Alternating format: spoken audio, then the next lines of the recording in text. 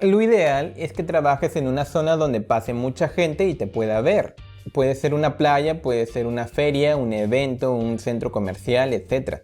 Solo en esa forma podrás generar el efecto masificador necesario para rentabilizar al máximo esta actividad.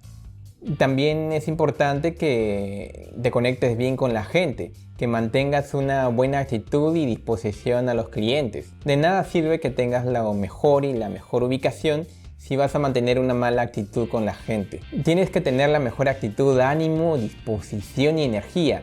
No estás vendiendo solo un tatuaje temporal, estás vendiendo tu energía y bienestar a tus clientes.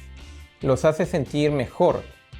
Si un cliente viene y le haces un tatuaje y lo dejas contento, automáticamente trae a sus amigos y las demás personas que lo ven se animan y al final todos se hacen y los clientes se masifican.